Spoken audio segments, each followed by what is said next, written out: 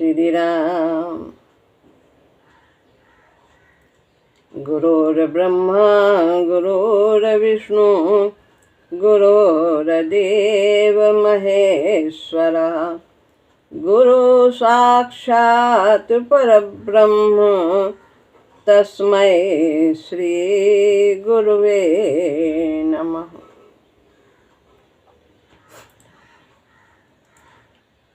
श्रीमद् भगवद गीता अध्याय 5 श्लोक है 7वां। योग युक्तो विशुद्धात्मा विदितात्मा जितेन्द्रियः, सर्वभूतात्मभूतात्मा कुर्वन्नपि न लिप्यते। अर्थ है, योग में लगा हुआ, योग युक्तो, विशुद्ध हुई आत्मा वाला, विदितात्मा, जिसने अपने को भली प्रकार जीत लिया है, जितेंद्रिय, जिसने इंद्रियों पर वशीकार प्राप्त कर लिया है, यानी वश में कर लिया है। इंद्रियां मनमानी नहीं करती हैं। सब भूतों से जिसकी आत्मा आत्मभूत हो गई है, जो अपने को ही सब में देखता है, ऐसा व्यक्ति कर्म करता हुआ भी कर्म से लिपायमान नहीं होता।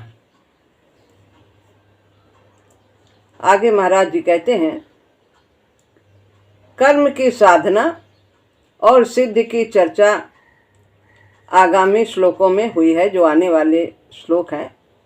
तो कर्मयोग की साधना किस प्रकार से करना है और इससे प्राप्ति क्या होती है, इसी की चर्चा आगे के श्लोकों में प्रभु करते हैं। आखिर वह ब्रह्म प्राप्ति की स्थिति कैसी है? जब ब्रह्म की प्राप्ति हो जाती, पूर्णत्व की प्राप्ति हो जाती है, तब साधक की कैसी आंतरिक अवस्था होती है, इसका भी वर्णन है। और कर्मयोगी उसे क्यों कर लाभ कर लेता है। जो कर्मयोग की साधना करता है, कर्म ब्रह्मार्पण करता है, कर्म संन्यास योग करता है, तो वो उसे किस प्रकार से उस स्थिति को प्राप्त करता है, यह बताया। कर्मयोग की सिद्धि है कुर्वन्नपि न लिप्यते। यही सिद्धि है। कर्मयोग की साधना करते करते क्या प्राप्त होता है कि साधक कर्म करते हुए भी अकर्ता रहता है, उससे लिपायमान नहीं होता, कर्म उसको नहीं बांधते। यह स्थिति प्राप्त होती है कर्मयोग की साधना करने से। कर्म करता हुआ भी लिपायमान न हो, संस्कार न बनाए, इस अवस्था को नैष्कर्म कहते हैं। जिसने ऐसी अवस्था प्राप्त कर ली है, वो निष्काम कर्मी कहलाता है। नैष्कर्म अवस्था यानी उसके कर्म कामना से रहित होते हैं, अकर्म होते हैं। योगेश्वर कृष्ण स्वयं ऐसे सिद्ध कर्मयोगी थे। भगवान ने भी इसी प्रकार कार्य किया और करते हैं।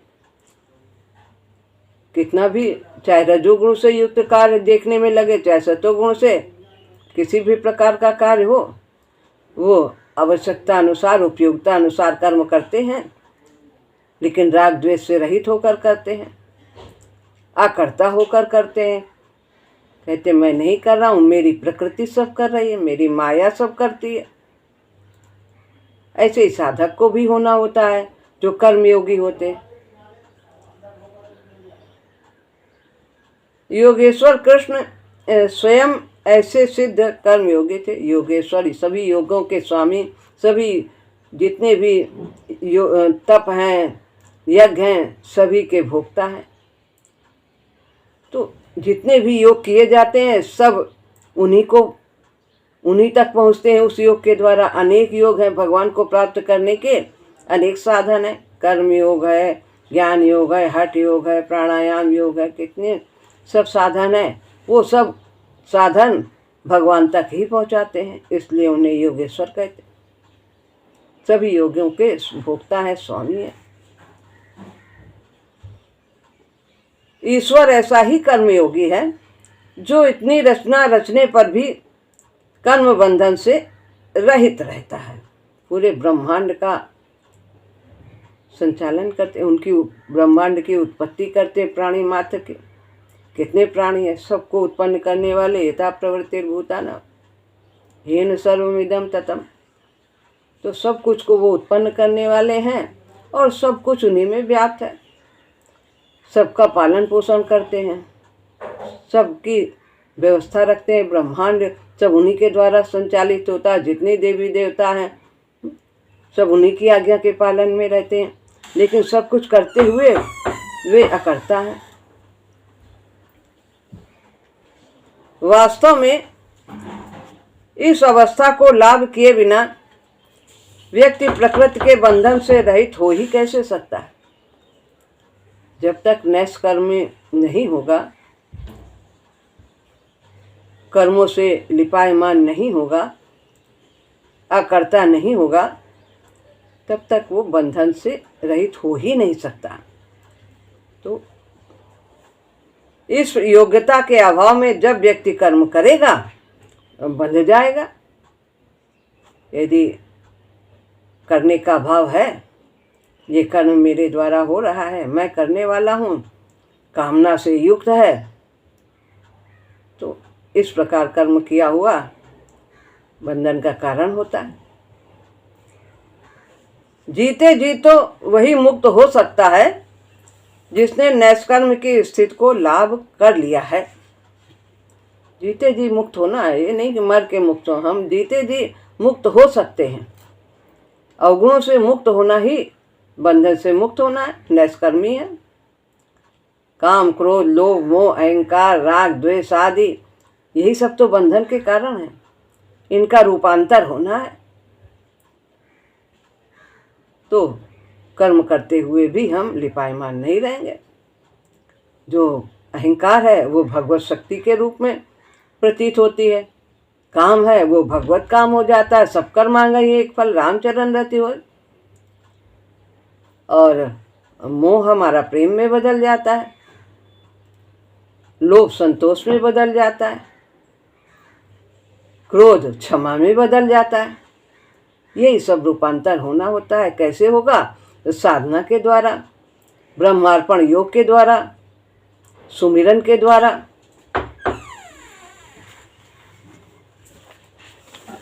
गीता का योग तो इसी संभावना को आदर्श मानकर चलता है कि इस प्रकार कर्म करते हुए व्यक्ति इस स्थिति को प्राप्त कर लेता है, नैष्कर्म की स्थिति को प्राप्त कर लेता है।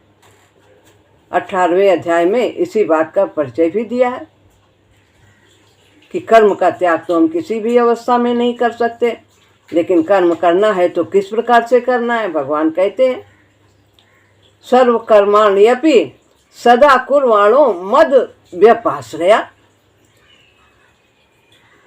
मत प्रसादाद वापनोति शाश्वतम पदमव्ययम्।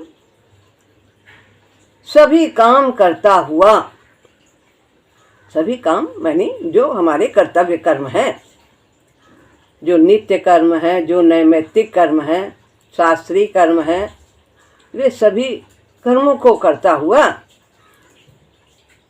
मेरी कृपा से। तो काम कैसे करेगा? करता हुआ भगवत भाव से करना है। फिर क्या होगा? भगवान की कृपा प्राप्त होगी।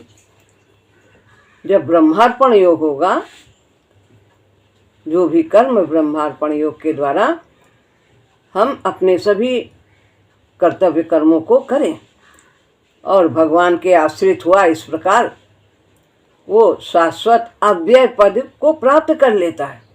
कर्म का त्याग नहीं कहा, कर्म सभी कर्तव्य कर्म करने, लेकिन एक किसका आश्रय? भगवान का आश्रय लेकर के, उसकी शक्ति के सहारे। तो इस प्रकार सुगमता से सुखपूर्वक वो परम पद, और कैसा है? अव्यय, जहाँ से जाकर फिर वापस आना नहीं होता है। वो सदा रहने वाला है, परम धाम। तो वहाँ से जाकर वो सभी अपुनर्वर्तिना है, वहाँ जाने पर आना नहीं पड़ता। यही वास्तव में परम संन्यास है, जीते जी मुक्त होना, बंधन से रहित होना, विकारों से रहित होना, जिसमें कर्म का वास्तविक संन्यास हो जाता है। वास्तव में अंदर से छूट जाता है, अंदर से मुक्त हो जाता है विकारों से। यही वास्तव में संन्यास है, बंधता ही नहीं। जब कामना होगी, ममता होगी, अहंकार होगी, तभी तो बंधेगा। कर्म देखने में तो होता है, परंतु व्यक्ति लिपायमान नहीं होता। सब देखने में खाना पीना, सोना, जगना, उठना, बात व्यवहार सब कुछ होगा, लेकिन वो संस्कार नहीं बनाएगा, बंधन नहीं होगा।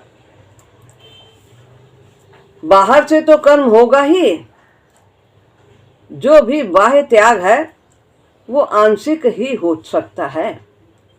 बाहर का छूटना कोई छूटना नहीं कि घर से छोड़ के चले गए आश्रम में, जंगल में, पैसा भी नहीं छू रहे हैं, गृहस्थी भी छोड़ दी, परिवार भी छोड़ दिया, लेकिन अंदर ध्याय तो विषयानुपुंसा, अंदर चिंतन क्या हो रहा है? विषयों का चिंतन हो रहा। सब छोड़ के तो चले आए, पता नहीं वो क्या इतना एक एक पैसा जोड़ा, अब वो सब बर्बाद कर रहे होंगे सब लड़के बच्चे। वो उसने हमको ऐसा कहा, इसने ऐसा कहा, वो कहा, चिंतन क्या चल रहा है। तो बाहर का छूटना कोई छूटना नहीं होता, आंशिक छूटना है, आंशिक थोड़ा सा छूटना है। अंदर से छूट गए तो पूर्ण संन्यास है, फिर कहीं भी रहो।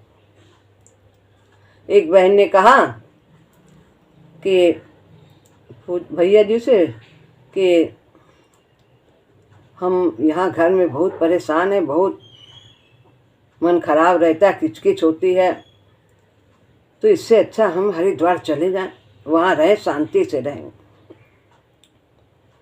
तो पूज्य भैया जी ने कहा, नहीं बहन, ऐसा न करो। जब ये भाव है कि हम यहाँ से चले जाएं, यहाँ बहुत पचड़ा है, तब तक जाना व्यर्थ है। कब जाना है? जब चाहे यहाँ रहें चाहे वहाँ रहें, कोई फर्क नहीं है। अपमान के भय से, झंझट के भय से जाना ठीक नहीं है। हमारे संस्कार तो हमारे साथ जाएंगे, हम जहाँ जाएंगे वहाँ भी कुछ न कुछ लोग मिलेंगे, वहाँ भी वही परिस्थिति उत्पन्न हो जाएगी। तो स्थान बदलने से, आश्रम बदलने से आश्रमी का रूपांतर नहीं हो जाता।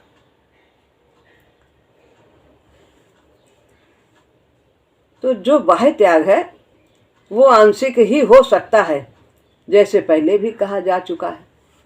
महत्व की बात तो लिपायमान न होना है, सो योग के द्वारा संभव। करते हुए लिपायमान ना हो, जैसे कमल का पत्ता, आगे उदाहरण देंगे। तो और ये कैसे संभव होगा? ये परमात्मा से युक्त होने पर ही संभव होगा, योग के द्वारा ही संभव होगा। जुड़ना है कर्म के द्वारा, क्रिया के द्वारा, पदार्थ के द्वारा।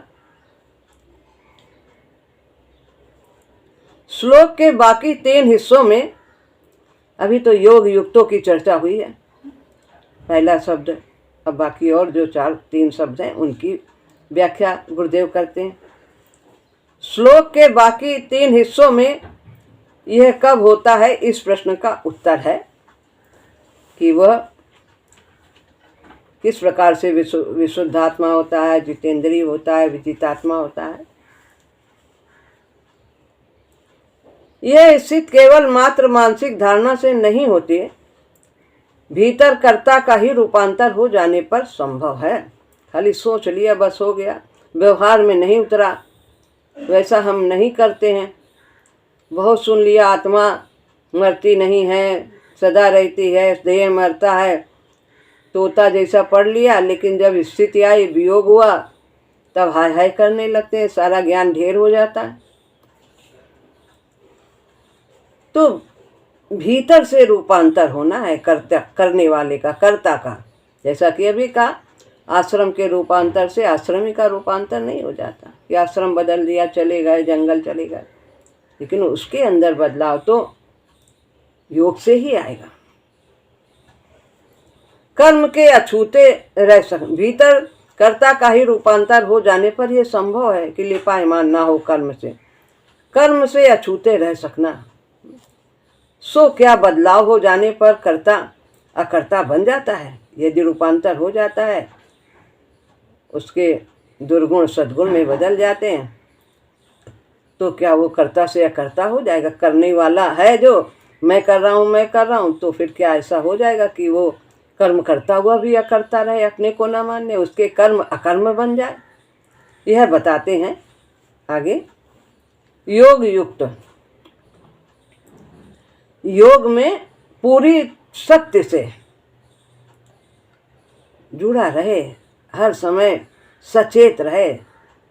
प्रभु का कार्य है, प्रभु की कृपा से हुआ है, मेरा अपना कोई बल नहीं है।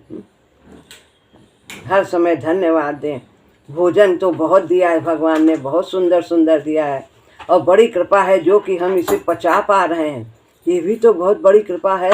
सब कुछ होने पर भी यदि हम उसे खा नहीं सकते, हजम नहीं कर सकते, तो फिर कैसे होगा, शरीर कैसे चलेगा। तो ये तो उनकी कृपा से प्राप्त भी होता है और हम उसे हजम करने की शक्ति भी रखते हैं। अहम वैश्वानरो भूता प्राणी नाम दे मासिता प्राणापान समायुक्तम पचामि अन्नम चतुर्विधम। भगवान ही पचाते।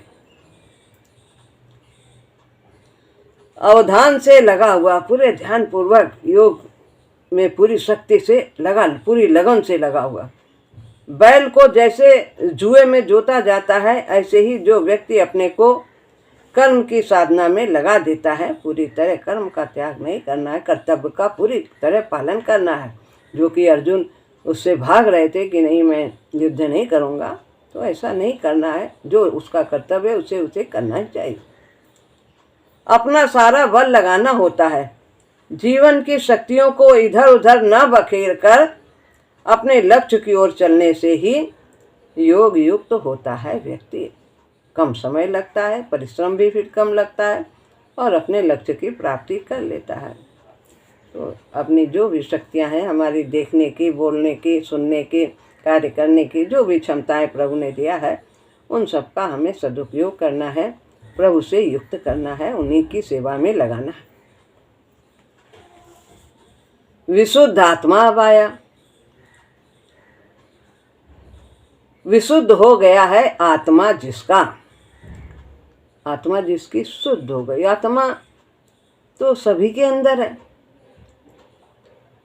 कहने को, लेकिन वो विशुद्ध हो जाए ये बात कैसे समझ में नहीं आ रही। और आत्मा सदा शुद्ध रहती है, वो तो परमात्मा का अंश है, उसमें कभी विकार आते ही नहीं।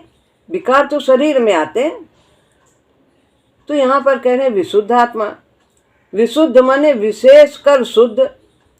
तो यहाँ आत्मा शब्द मन बुद्धि का परिचायक है। जो मन बुद्धि संसार में लगी है, लोभ में फंसी है, सुख दुख इन सब में वो व्याप्त रहती है, सब उसकी शक्तियाँ कि सुखी हो रहा, दुखी हो रहा। मन बुद्धि भी बहुत चतुराई करती है, कितना और संग्रह कर ले, कितना और हो जाए इकट्ठा, कितना हमारा अधिकार हो जाए सब पर। तो ये उस पर भूमि परत बाज डावर पानी और जिम जीवन माया लपटानी। ऊपर से तो शुद्ध आता है जल, लेकिन जमीन में आते ही गंदा हो जाता, मिट्टी लग जाती है, सन जाता, कीचड़ बन जाता, फिर वो शुद्ध होता है। धूप लगती है, भाप बनता है, फिर वो निर्मल जल बनता है। प्रक्रिया होती है उसकी। हमें गंदी करती है निम्न प्रवृत्ति, उसका आवरण लग जाता है, लपेट लेता है, जैसे हसिया में गुड़ सन जाता है। निम्न प्रकृति काम क्रोध लोभ मोह आदि उसे दूषित कर देती हैं। जिसकी निम्न प्रकृति का शोधन हो गया है वो विशुद्ध आत्मा है। जो माया का आवरण है, जिसने हटा दिया है, अपने आत्म स्वरूप का उसे बोध हो जाता है, आवरण लपेट दिया है, तो कितना भी प्रकाश हो वो बाहर नहीं प्रकट होगा। जिसमें से काम आदि शांत हो चुके हैं। काम की बात है, कामना। आत्मा शब्द आपे के लिए प्रयुक्त हुआ है। वो जो आत्म तत्व है, जो मन बुद्धि से परे है, वो तो निर्मल है ही। आत्मा तो निर्मल है, लेकिन यहाँ पर पहले भी एक बार महाराज जी ने उसकी व्याख्या की थी। आत्मा आपा, ये जो है, ये यहाँ पर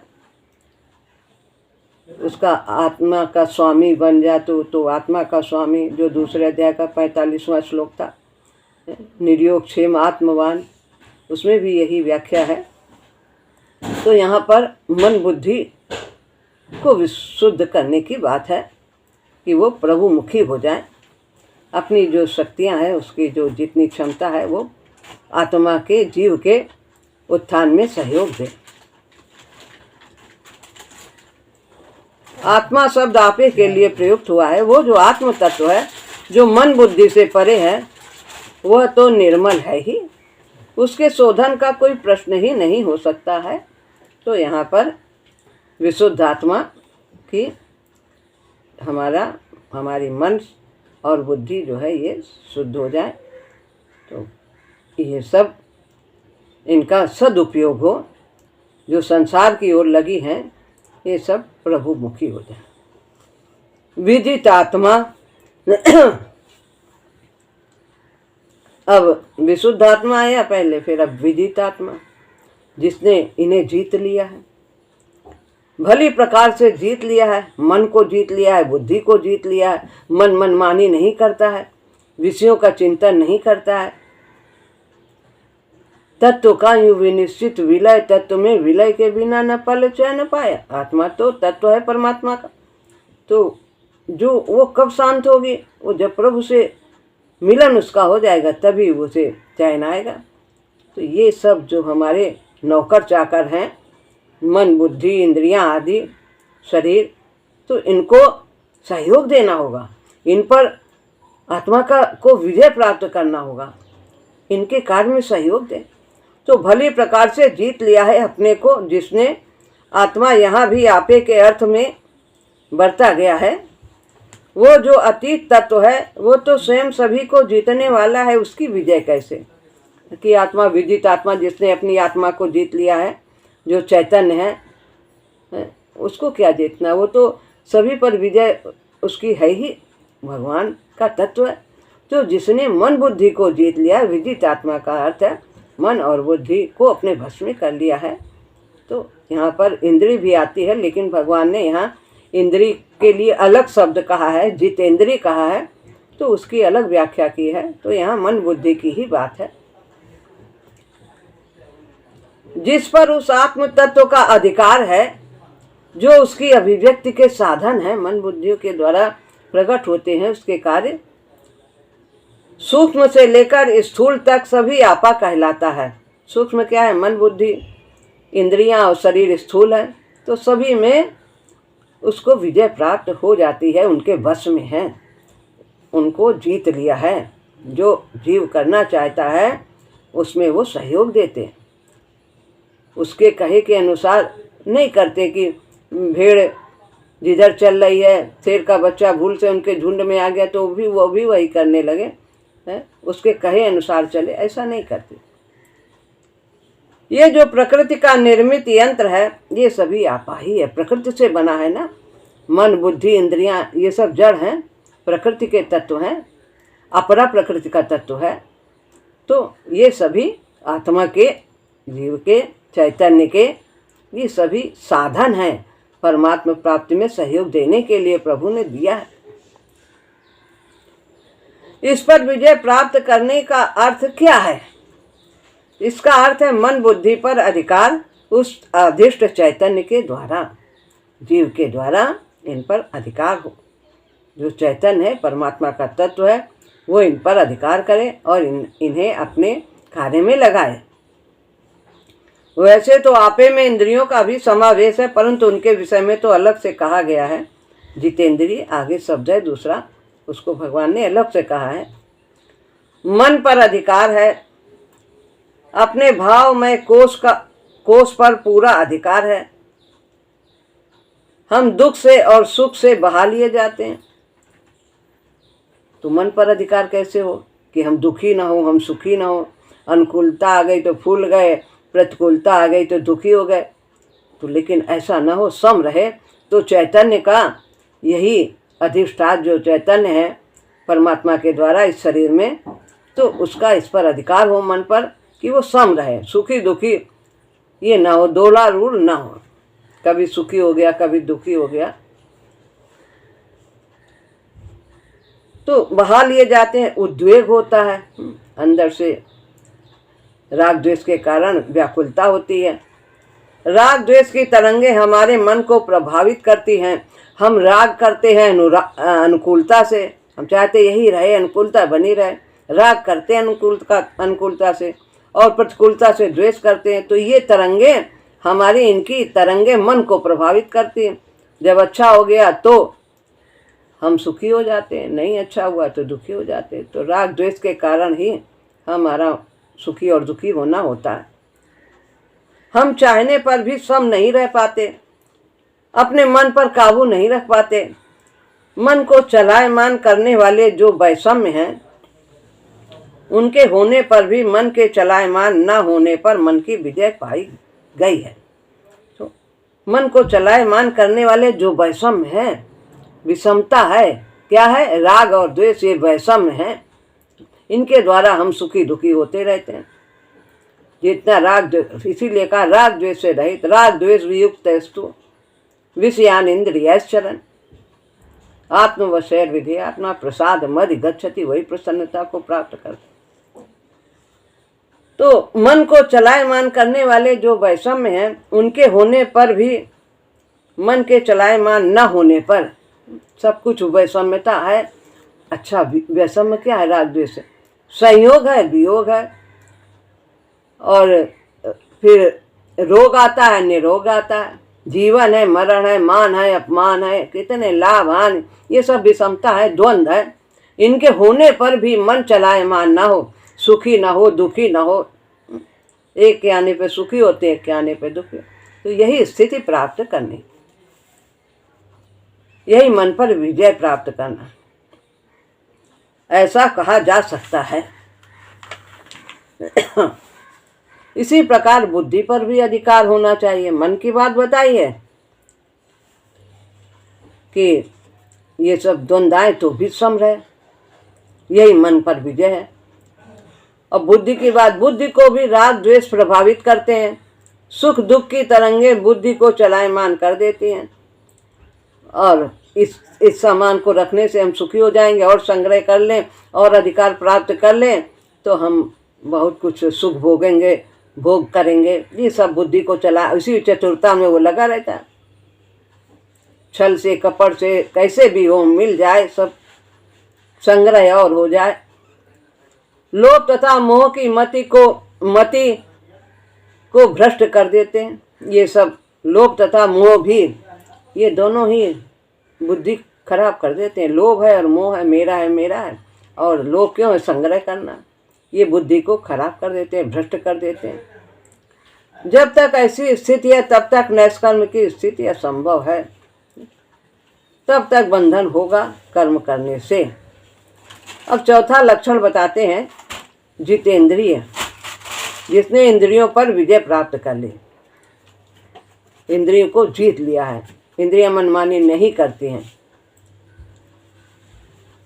जो देखना चाहिए वो देखते हैं, जितना खाना चाहिए, जो खाना चाहिए वो खाते हैं, जो सुनना चाहिए वही सुनते हैं, जहाँ जाना चाहिए वहीं जाते हैं, जो करना है वही करते हैं। यही जितेंद्रिय, जो उसके विकास में सहायक हो। इंद्रियां विषयों से आकृष्ट होती हैं, हर एक के विषय हैं इंद्रियों के, ज्ञान इंद्रिय के, सब आप जानते हैं। और मन तथा बुद्धि को भी भ्रष्ट कर देती हैं इंद्रियां, अपनी वो घुमा ले जाती। जैसे वायु नौका को बहा ले जाती है, वैसे ये विषय इंद्रियों को बहा ले जाते हैं, मन भी उसी में लग जाता है। स्थूलतम होने से इंद्रियां बड़ी बली हैं, स्थूल हैं, दिखाई देती हैं, कान भी दिखाई देता है, आँख भी, सब जिब्बा सब कुछ दिखाई देता है, हाथ पैर सब, ये स्थूल है। तो ये बहुत बलवान है, स्थूल है। स्थूल विषयों के संयोग से इंद्रियां बल को लाभ करती हैं। स्थूल विषय रूप देख लिया और ऐसा ही देखना है, और खाया है ये भी स्थूल है, बहुत अच्छा और खाएंगे। और कान में जो शब्द है वो भी एक मात्रा में स्थूल है, वो उनकी भी तरंगे होती हैं, ऐसा ही और सुनने को मिले। तो इस प्रकार स्थूल विषयों के संयोग से इंद्रियां और बल को लाभ करती है और चाहती है, बार बार चाहते हैं। वास्तव में इनके चलायमान होने से मन तथा बुद्धि चलायमान होते हैं। इंद्रियां चलायमान हैं, चंचल हैं, तो मन भी उन्हीं से जुड़ जाता है। यदि मन सुसंस्कृत नहीं है तो स्थित प्रज्ञ के लक्षणों का यदि विवेचन किया जाए तो यही सार निकलता है। इंद्रिय तथा मन के वशीकार से ही बुद्धि की स्थिरता होती है। स्थिर बुद्धि कब होती है? जब मन और इंद्रियां वश में हों। तो दो बातों पे विशेष जोर दिया गया है स्थिर बुद्धि के लक्षण में, स्थित प्रज्ञ, तो उसी की चर्चा यहाँ पर भी कर रहे हैं। तभी कर्म योग संभव है जब मन और इंद्रियां वश में हों, तभी व्यक्ति योग युक्त हो सकता है, तभी उसकी स्थिर बुद्धि स्थिर प्रज्ञा हो सकती है। इस प्रकार की साधना करते हुए, निष्ठा से कर्म करते हुए, कर्मयोग की बात फिर आ गई, कर्म के प्रति निष्ठा, भगवान के प्रति निष्ठा है। इस प्रकार कर्म करते हुए व्यक्ति का अंतरात्मा निर्मल हो जाता है। निर्मल अंतरात्मा में सत्य झलकने लगता है। जैसे जैसे निर्मल होते हैं वैसे वैसे ज्ञान प्रकट होने लगता है, परमात्मा का बोध होने लगता है। जैसे जैसे हमारे विकार कम होने लगते हैं। निर्मल मन जन सो मई पावा, मोह कपट छल छिद्र न भावा। पा जाता है निर्मल मन परमात्मा को। व्यक्ति अपने को सभी के आत्म रूप में प्रतीत करने लगता है, सब में अपनी ही आत्मा को देखता है, कोई भेद नहीं रहता। अहंकार के अतिक्रम होते ही आत्म तत्व में स्थित होती है। जैसे जैसे अहंकार समाप्त होता है, हम अपने आत्म तत्व का ज्ञान प्राप्त करने लगते हैं। आत्मबोध होने लगता है कि मैं कौन हूँ। जो देह भाव है फिर वो आत्म भाव में होने लगता है। उसमें स्थित के परिणाम स्वरूप भेद की भीति गिर जाती है, भेद की दीवार गिर जाती है। ऊपर का जो ढांचा है वो उस पर नजर नहीं जाती, अंदर जो बैठा है उसको देखता है। ऊपर का चमड़ा नहीं देखता है, वर्ण जाति से कोई मतलब, रूप रंग से कोई मतलब, सब में अपने प्रभु को ही देखता है। आत्म तत्व तो सभी में समान रूप से ही है, सब में वही समोहम सर्वभूतेषु न मे दुष्टोस्ति न प्रिया। मैं सब में समान रूप से व्याप्त हूं, भगवान कहते आत्मा के रूप में। उसे अपना आपा दूसरों का आपा लगने लगता है कि मैं और वो एक ही। सर्वभूतात्म भूतात्मा, जिसकी आत्मा सब भूतों से आत्मभूत हो गई है, सब में अपने को ही देखता है। किसी दूसरे को कष्ट हुआ तो उसे वो अनुभव करता है, तो वो वैसा ही व्यवहार करता है जैसा व्यवहार करना चाहिए। जो व्यवहार अपने लिए वो चाहता है वैसे ही दूसरों के साथ व्यवहार करता है। आत्मभूत आत्मा हो गई है। इसी का वर्णन भगवान अन्यत्र करते हैं। आत्मनि सर्वभूतानि सर्वभूतेषु चात्मानं ईक्षते योग युक्त आत्मा सर्वत्र समदर्शना। अपने में सभी भूतों को और सभी भूतों को अपने में देखता है। यही अर्थ है कि फिर उसे कहीं भेद नहीं रह जाता है। वो अपने अंदर सबको, जैसे भगवान के अंदर सब कुछ और सब में भगवान है। जब इस प्रकार आंतरिक शोधन के परिणाम स्वरूप यह स्थिति प्राप्त हो जाती है, तभी कुर्वन् नपि न लिप्यते, कर्म करते हुए बंधन में वो नहीं बनता है। जब ऐसी स्थिति विशुद्धात्मा, विदितात्मा, जितेंद्रिय, योग युक्त तो हो जाता है इस प्रकार कर्म करते हुए, तो फिर उसे कहीं भेद नहीं दिखाई देता है। यह कर्म योग की सिद्धावस्था है। यह एकदम से प्राप्त नहीं होती है, धीरे धीरे कर्म करते करते, ब्रह्मार्पण योग करते करते साधना के परिणाम स्वरूप प्राप्त होती है। साधना तो हमारी निष्ठा पर निर्भर करती है।